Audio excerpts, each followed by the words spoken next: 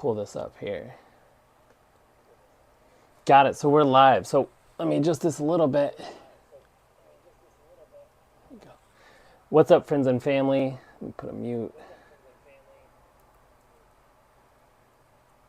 Sorry, first time really doing a live on this stream, so you have to apologize. I thought this would be fun. So usually I do this around Valentine's Day. I'm a little bit late this year. Just been crazy start to 2024. But I'm going to be trimming up my Rosy Boa Summers enclosure here and replacing the plants. I already got a head start. I got some of these stuff cleaned up a little bit and taken out, but it's still pretty much as it was all winter. I just turned the light back on. As you can see, the plants grew like crazy. So that's part of it. Where's my drink? I got a water around here somewhere that I'll have to get later when I get thirsty. But yep, just wanted to bring you guys along and show you what to do. I got Summer here. He's actually in the cooler behind me, which has been off overnight. So he's been in here. As you can see, he's awake. So I'm not going to get him out just yet.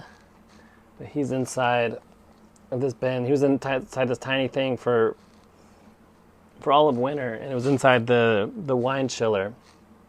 And keep it at about 50 to 55 degrees. And I turned it off a few nights ago, so he stayed in there in the dark. So it gave him a few days in the dark to kind of wake up as the temperatures rose to about 65 or so. It'll stay in there, and which is a nice place to keep any of your drink sponsors cool, which in this case, our usual sponsor of LaCroix has joined us. I knew it was somewhere. So it'd be nice to have that shut off. It's good in the summertime, or excuse me, in the wintertime. With them not in there, I save on, I don't have the lights running, I don't have the heat running, I'm not giving them food bills. But it's also nice then in the summer, in the spring, in the fall, when I don't use the cooler, because then I don't have to worry about any, the fridge cost. So it's all the same. You're always using power with reptiles. There's always something extra you got to budget for. Without further ado, let's get started. I was thinking about getting some snips out, but I forgot those, so we'll just go without scissors for now. That's fine. I'll move some of these branches down here. And his tank's not too big, but then again, he's not a very big snake, so it doesn't take much to house a Rosy Boa, which is awesome. So I like to start, just kind of reassess. I started off with this plant and this plant, and there was a third one back here that's doing okay, but for the most part, all these pups came from these two plants. Just tons of pups. So we're gonna start by just ripping this one, beautiful, healthy one, right out of the ground. We're done with it. It's beautiful, but it's kind of too big. So we're gonna save some of that. That's good soil. We're gonna apologize. I'm sorry. And you can obviously save these and put them around the house or put them outside. We got so many house plants that it's probably just the end of it, to be honest. Actually, no, what I'll do is I'll snip them up and turn them into leaf litter for isopod bins and for the other snake enclosures. It tends to work out really great with that. So we'll do this.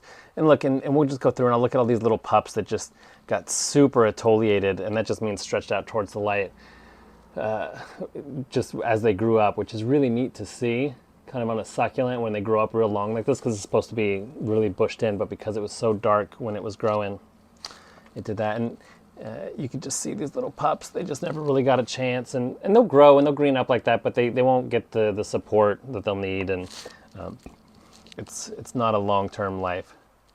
Same with this one. He grew, you could see the real atoliation there, so we'll remove him as well. We'll keep that. You see this awesome.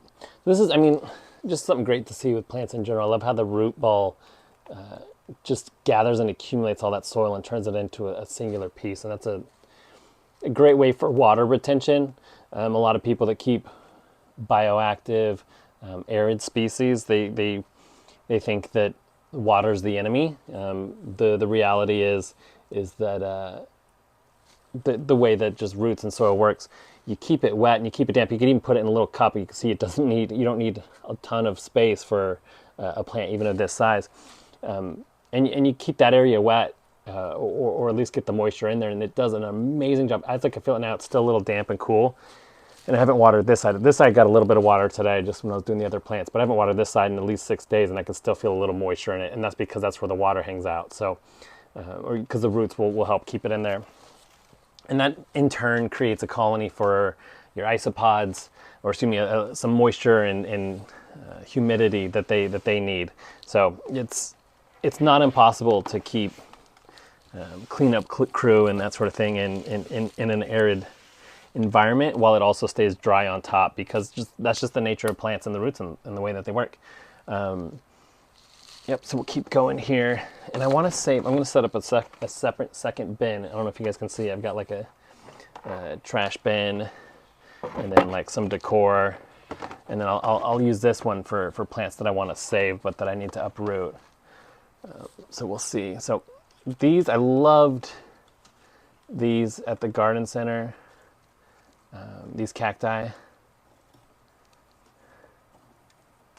They were so beautiful. It was small and stubby like this, and it just stretched out like crazy as it grew.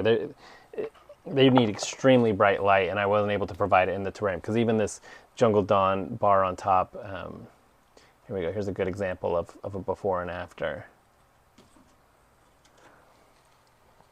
So you can see just right there, that's how it was when I bought it. It looked like this, and then I planted it, and that's just how good. And it's because it's got really fine barbs, so that's why I like this cactus species. It's real easy to handle. I don't want to put anything in there that's going to hurt the snake. But yeah, they just don't do well in the terrarium, and sometimes you just learn that. Like, it's enough to survive and grow, but it was clearly searching for a lot more light than it was getting. And here, this one was just about to callus up and over. Let's keep that in the... we'll see. We'll edit it. I'll snip them, put them in there. There's the little one that's growing. Here's this. We'll save it in the decor pile.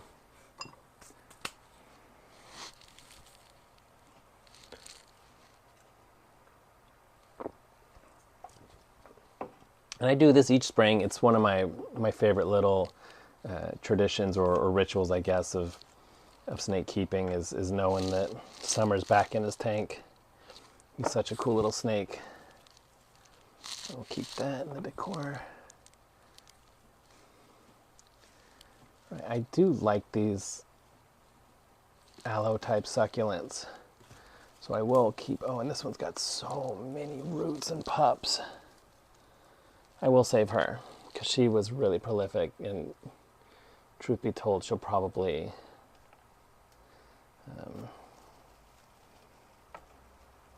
not survive too much longer with just sort of the amount of energy that she's spent out and that I'm taking away as well right now. But we'll see. We'll take away some of these pups and get them established, and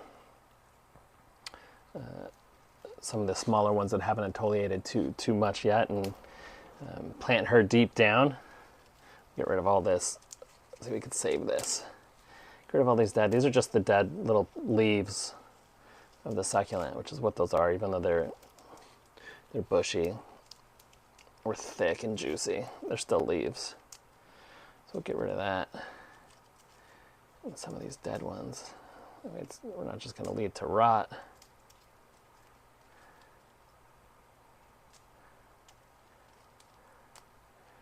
Yeah.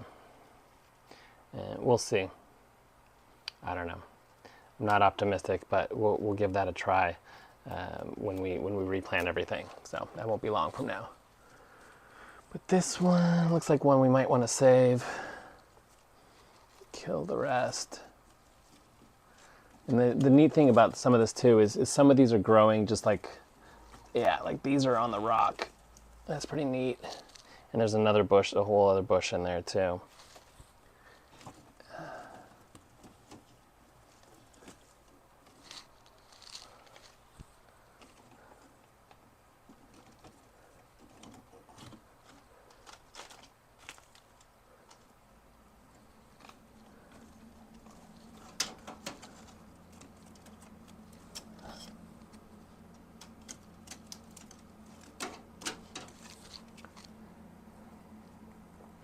This is some dead flower petal from one of the succulents in there, actually, which is pretty neat. Just that it goes through its whole process like that. Let's get rid of all these pops. Let's get rid of this whole plant right here. Summer actually likes to use that space, and these plants overgrew it, and then he couldn't use it for like the last couple months that he was in there, and we don't like that for him. So take that whole piece out.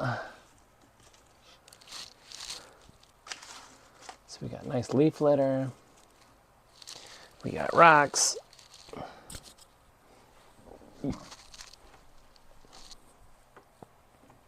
Okay, so there's cork bark.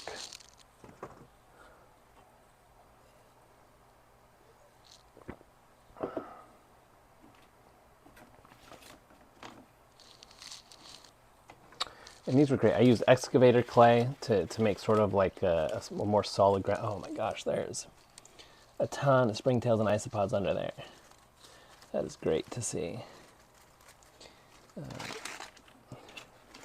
Yeah, I used the excavator clay down there, and it makes these sort of base areas. Let's see what we got. Do we got any isopods in there? No.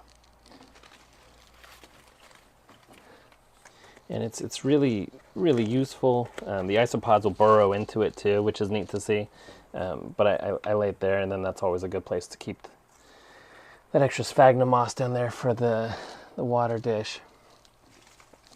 Let's get these branches up and out of the way so we can reestablish how we're going to do this here.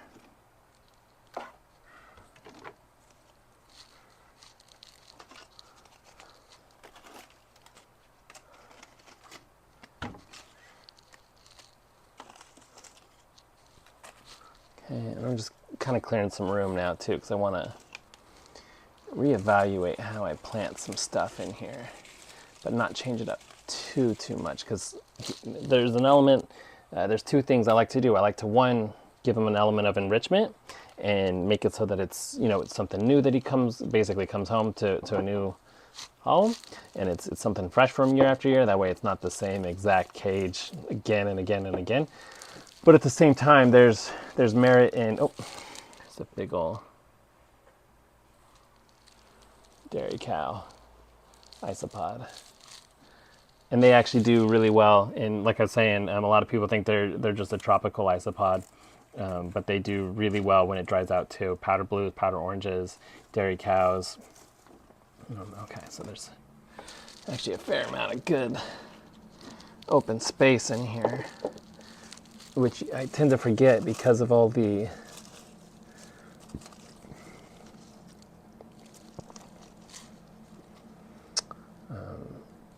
plants that overgrew it by the end of the year. So let's see, let's rip this big guy out too. This is a couple years old, so maybe we'll just work on some of them. We'll get the whole plant off, and then maybe I'll just snip off some of the pups and replant it. So hope we don't lose it, because this is an old plant, and it's been in this cage for about 3 years, I think now, maybe 2. 2 is probably more right. But as you can see, a little bit more established roots and a lot of pups down in there. This is kind of the grandmother of the whole ecosystem in here. So I want to be delicate, as delicate as I can with her. Get rid of these cacti here.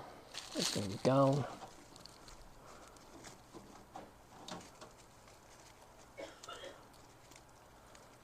The roots are really tangled up, and some of the, gosh, it got to all the moss. It found a pile of moss in there, which isn't surprising. A pile of moss was buried in the dirt and got stuck in the roots, because it seeks out that which holds moisture.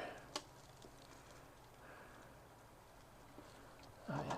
Let's not lose all that sand. It's all really alive with mycorrhizae and that beneficial bacteria that really makes bioactive enclosures magical. And it makes plants magical too. Plants are awesome. I mean, the more you get into them, I just scratch on the surface. Okay, so we got a lot of little pieces here. I'm gonna try and just snap off a couple, and we'll see what we can get to survive. And then if one is doing better than others, we'll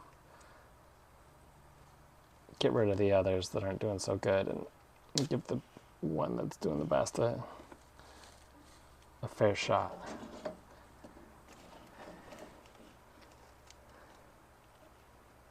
And I don't even know if succulents reproduce this way.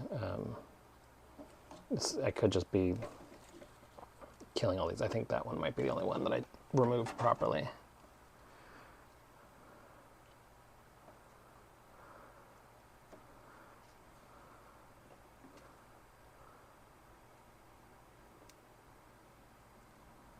So there we go. Wow, it's kind of sad to see that big girl go. But, like I said, it's always exciting to get this. Hey, Natalia, it's okay. Just started ripping it up. Didn't miss too much, really. And I showed you Summer, too. I got him out of the wine cooler, but he's not out of his bin yet. So just ripped out all the plants. And now I can see there's a little stash of bones and stuff and fur. That looks like a little isopod corner. Okay, so more or less, let's see here. I want to be able to use these. They're kind of stuck in the mud there, so I'm going to reposition them. Now's the fun part. Now we get to rebuild the enclosure out. So spend a lot of time ripping up. Look at this dairy cow already on it. You can't have it. He's going to get replanted. All right, got some space cleared. Let's move these sticks. They're just in the way.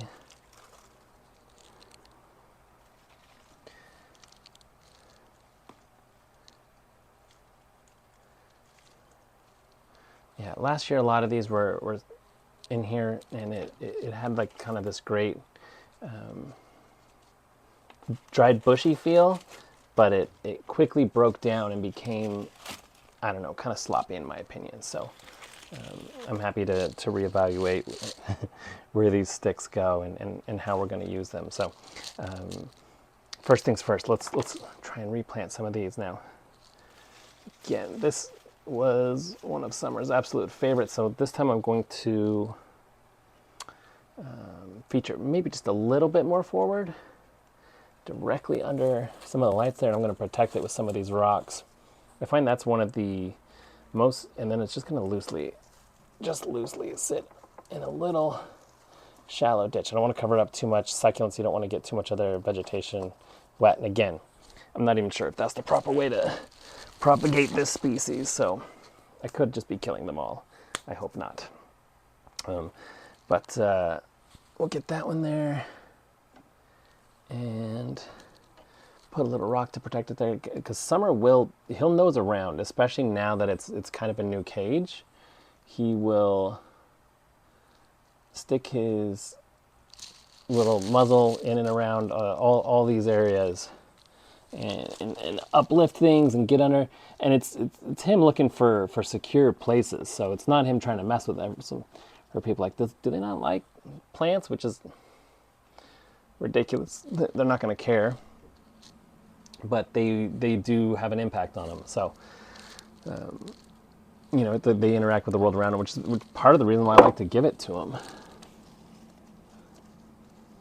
But as a result, they will uproot a lot of your hard work efforts. So I like to lay these rocks down, just kind of little barriers. They also work pretty amazing for pushing out the heat. So when the heat lamp from above hits these rocks, it doesn't just create a hot spot. Those rocks then in turn get hot, and will radiate heat. Not just at night, because it's not like it lasts forever. It's just for an hour, maybe tops. But during the day, it does a wonderful job of pushing it out. Now, I did like that there was a big plant right here in the front and center, so we'll try this one with the deep base, and I'm going to bury that so that just the roots that it shoots out at the top will be the only ones really in play. We'll press it down here. Succulents don't mind a compact soil so long as it's really well draining, and these, it's all sand, pretty heavily sand. There's another one, oh shoot, little isopod just went under the cage, sorry. Little orange Dalmatian. It's pretty heavily sand-based, which is great for arid environments because it drains so well. So you want something that's not going to stay super wet, obviously. When you're dealing with succulents and species that don't necessarily love high humidity, in both plants and animals. Yeah, I can feel this ground's really tense. I can break it up there. A lot of root layers and small things. So that's just going to happen as there's decomposition to the bacterial level and the fungi. It just sort of connects the whole thing, which is beautiful and amazing, and it speaks to nature's resiliency, which I just love so much. So it's neat seeing plants and really getting your hands. You don't know that until you get your hands into soil too. There's so many benefits to actually getting your hands and your fingers dirty, get that good bacteria into your skin. So I'm going to try these cacti again. I'm just going to pinch off where it started and see if that doesn't. I don't know if you guys could hear that picking up on my microphone. My little dart frogs were calling at me. That's cute. I almost never get to hear that. So that was exciting. And again, I think these cacti are not going to survive. So let's just plant them right here, front and center under the light, and hope that's enough for them. But hopefully with a lot fewer of the sticks and shade that was in here before, these will have a better chance, but I don't think so. Man, that dart frog is really going nuts. I don't know if you guys could hear him. It sounds like a bird calling from far away, but it's not. It's a little teeny tiny frog inside of a cage. And then sometimes too with these succulent leaves, just leaving them is kind of the surprise reproductive method. Just plop them down and they will sprout up new growth. The leaves will form a callus and roots will pop out. So I'll do that too. I'll leave it if they live, great. If they don't, then it decomposes and becomes natural leaf litter. So this is one of those mother plants. We'll try and get it back here right in the original spot.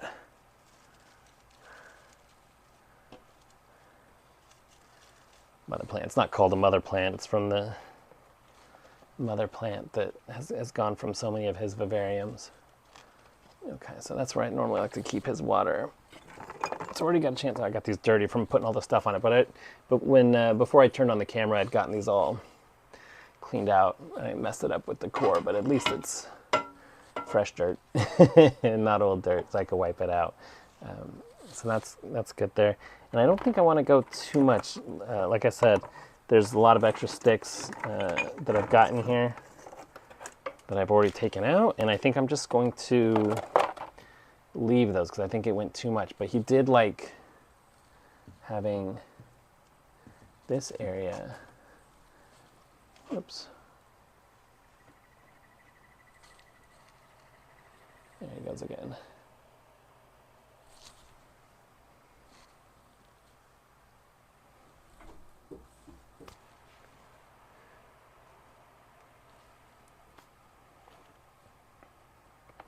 Yeah, he did like having that back area back there to hide out in, so hopefully that'll keep him safe. And for good measure, we'll add some of these succulent petals.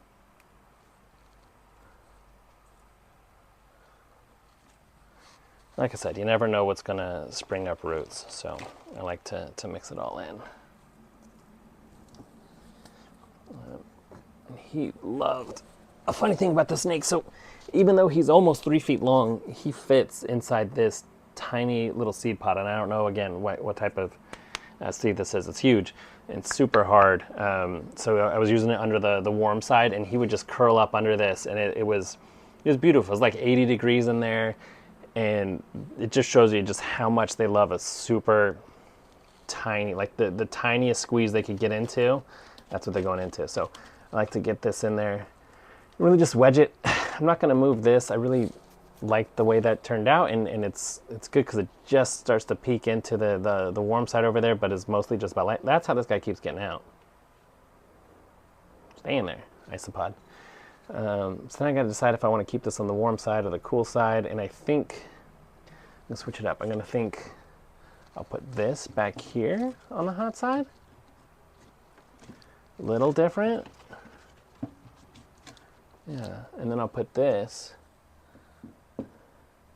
on the cool side with all the sticks. Yeah, and I'll add more sticks.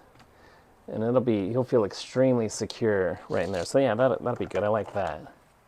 So he'll find his way into that. And then these sticks will just kind of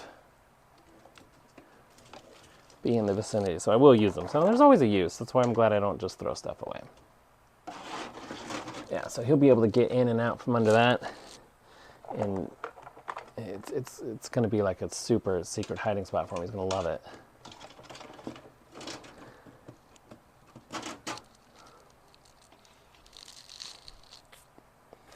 And I'll add some of this leaf litter.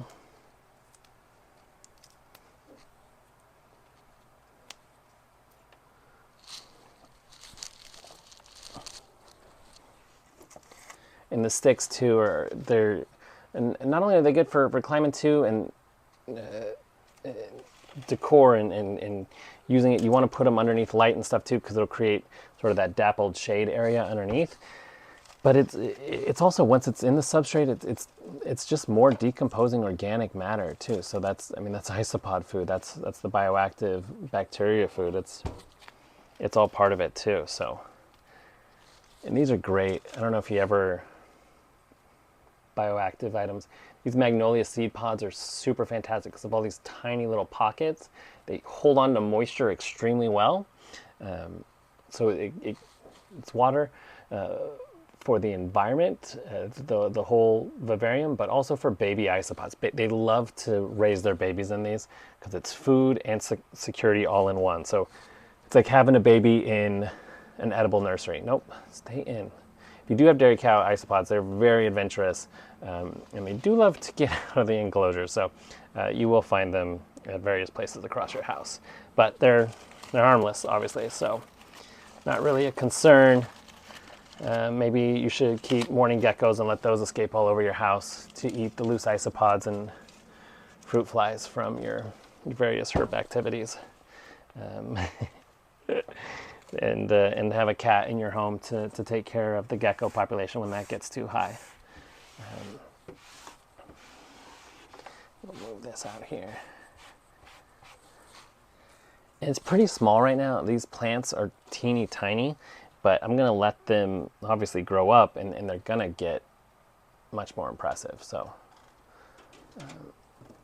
this is just how it is in spring. Everything is green and brand new and small, and I usually start with brand new store-bought plants, at least a few of them. So we'll see how all these replants do. They're pretty basic. So you know, some of the mold, Natalia, I think people throw out mold a lot too soon. You're saying your magnolia pods got too moldy, especially in a bioactive enclosure, unless it's kind of that black nasty mold that's really growing up on things and not being a part of it. I let a lot of it just go because it'll cycle and then it'll die down too, and then it all becomes part of it. So it's just like a fish tank too. When you first start it, you can't put fish in it right away because the bacteria will bloom, as they say, right? And anyway, sorry if I'm lecturing you about stuff you already know, but it goes up really high. It's not ideal for a reptile, but especially for a hardy animal like a corn snake, they're going to be just fine. And with some mold exposure like that, it's not exactly, it's usually like the white fuzzy or the white with like the black tips, and it's typically okay. So it'll go and then it'll die down on its own naturally, and then also become springtail food. But yeah, that's just part of the system, because all that bacteria that's in there, excuse me, it'll also help fuel the bacteria that's in there and the other fungi, and sort of create that healthy balance until you've just got sort of a really sort of mild mycorrhizae going in there, where it's just working under the surface with the plant roots and then the plants and that sort of thing. And the mold will be working to decompose a lot of the stuff, because you need it. Like, a mold is just a decomposer. So it's totally harmless. Loose bugs are inevitable. A beetle, yeah, the beetles too. They're less exciting. I don't know why. I could pick up an isopod, no problem with my hands. With the beetles, I usually grab little pinchers. Someone once told me, I've never been bit by one. So I was like, they bite. And ever since then, I was like, I don't want to get bit by a beetle. Obviously, I'm not strong enough to handle something like that. So this is, I think, is the last piece I want to put in, and it's kind of funky shaped. It's got good element, but I want to use this for, here, let's work in tandem here. So this is going to be the hide right there. This area becomes this hot hide, wedged on rocks, and just this half round, and then this broken roofing tile that I found there. So that it's another free hide, and again, I love the ceramic. It gets real hot, and it goes all the way through too, so it's hot underneath as well, and that's where he loves to hide. I think, now it used to go up real high in the corner, and he would sometimes bask that high, so I do want to be able to give him that chance to get that high heat, but I also don't want to totally crowd out this plant. So this is why, no matter how big the enclosure is, and this is by no means a large enclosure, but no matter how big the enclosure is, it's never big enough. I'll drop this puppy in here. Yeah, I think that's good there along the corner.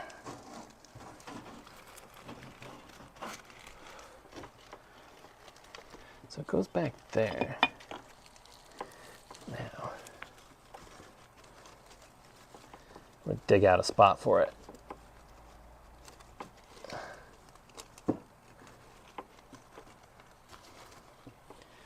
So we'll cover it up.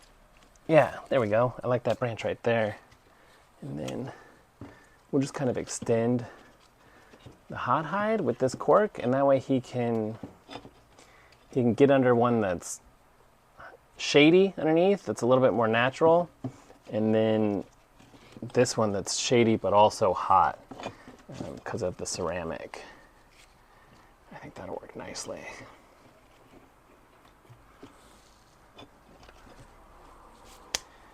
Now,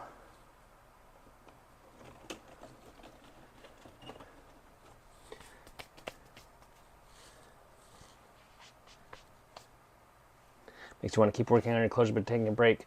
A Planet Zoo building game? No, I don't know. The people I work with are young too, and they have a fun game where they try and they name rappers and see if I know who that is, or they'll cheat too, and they'll use like international artists. I'm like, I don't know. I definitely don't know like a 23-year-old Mexican rapper, like from Mexico. Like I'll never get that. But it's a fun game to them to use like slang and stuff too. So no, video games, new artists and things like that. I'm tragically unhip. So no, I'm definitely out of that. But it sounds fun. I like it. I've been super busy and unable to work on a lot of stuff too, but that's the way life goes, and ultimately you just gotta buckle down and do it. I love this mister, Natalia. This is the one I recommended to you a while ago. Let's see, I'll leave it long, but we'll just get it some water here with all the new plants. It's always good. With succulents, they don't need heavy watering, but on the very first day that I repot them at home, or in this case, sorry, it's buzzing right next to the microphone. It's probably loud as hell. But I don't, when I repot them at home, or here, you want to give them a good soaking.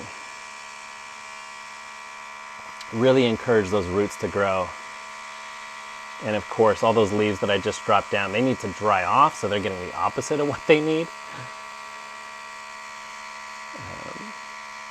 I wouldn't be surprised if in a month all these plants are dead. I hope no one was watching this video or goes back to watch this video to learn how to repot plants within your enclosure. Let me go. I'll rinse that out because it got some dirt in it. We'll get some fresh water. And here, I'll wait till this is done spraying to talk to you guys because it's probably just buzzing.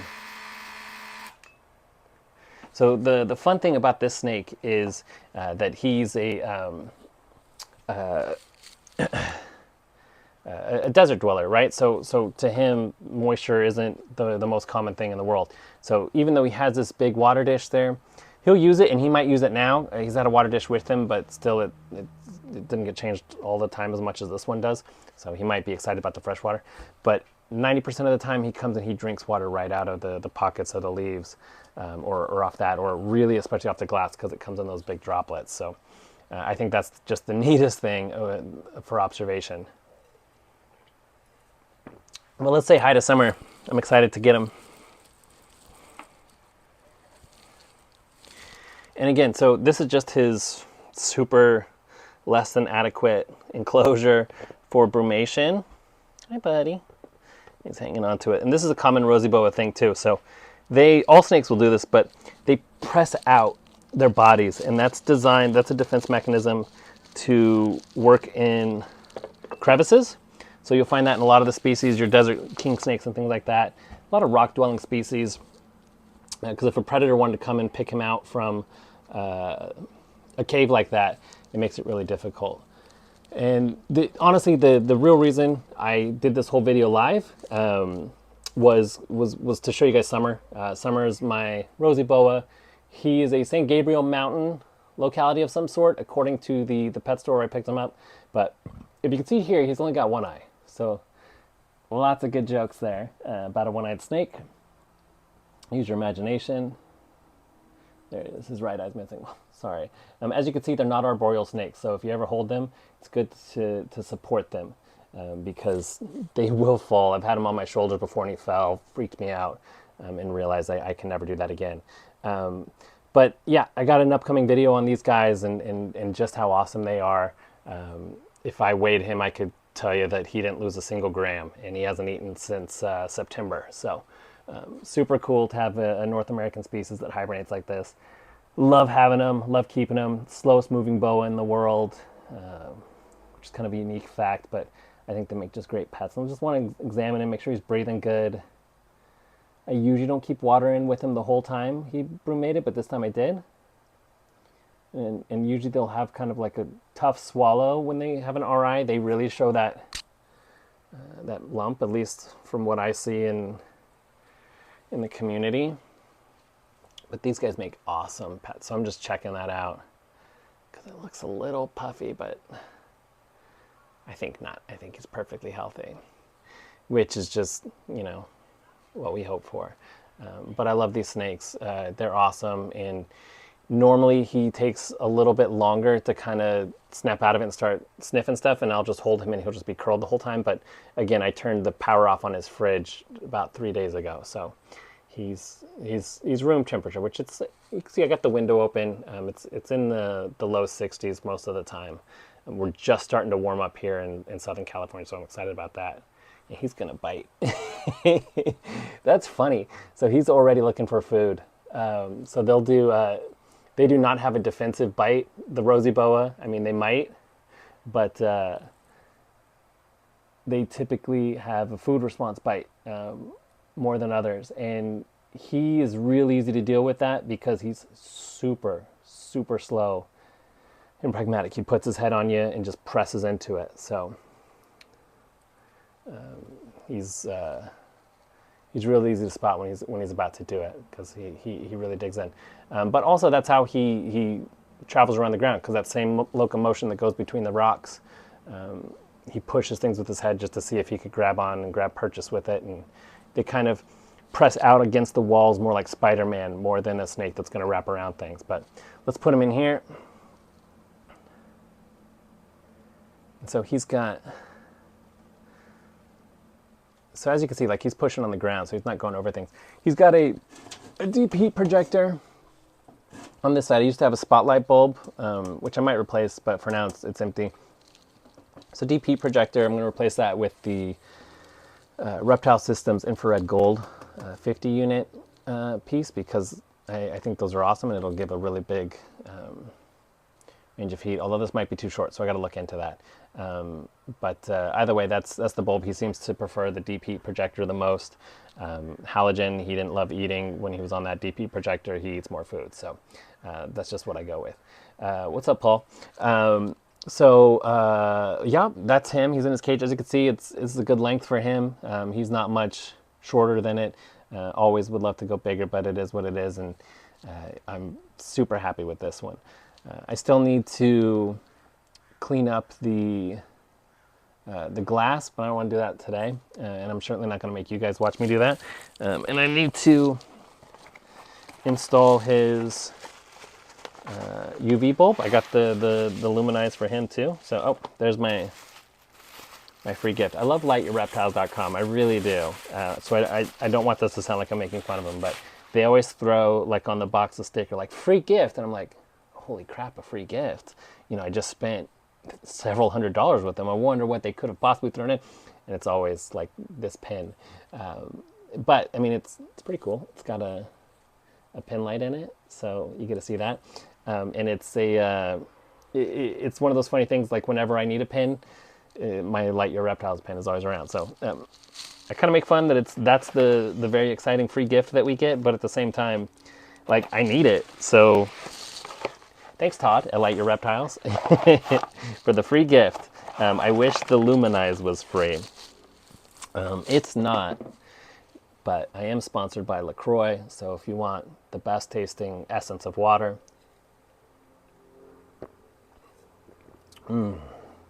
it tastes like someone who brewed it was thinking about lemons when they made it, and that's enough for me. Well, that's it, guys. So it's going to take me a minute to install this Luminize. It's my snake pen. Yeah, it's the same thing, right? Love you guys. Thanks everyone for tuning in. I'm going to flip this camera around and kill the live stream. So thanks, guys, for tuning up. I'm going to, over the next couple of weeks, I'm going to turn on the deep heat projector, get the temperatures up.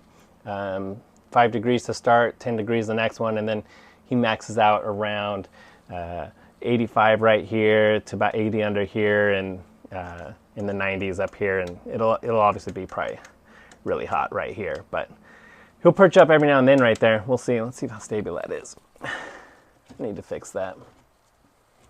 Yeah, so I'll get more rocks from outside and put that on there. That stabilize it. And he loves rocks. Again, he's adept at climbing them.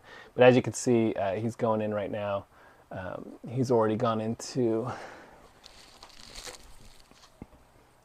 the tiny little cave I told you he'd go into. So actually, let me do this.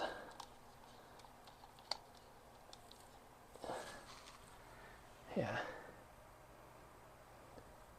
You can see he's already gone up and in there.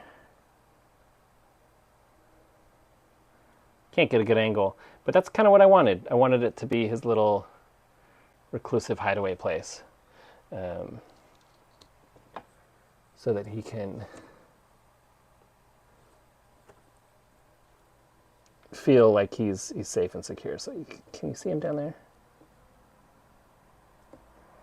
It's hard to get the focus because that branch is in the way, but you can see him right under there. Anyways, like I said, guys, that's it. Thanks for watching me build this silly little cage out. Hope you guys enjoyed it. I've got another video with him a little bit more exclusively. It's going to be, more of a filmed and edited video with pictures and that sort of stuff. So thanks for watching. Thanks everyone who showed up and spent a minute with me on your Sunday. I do appreciate it. Hope you enjoyed learning something, and thanks for the comments. Have a great day.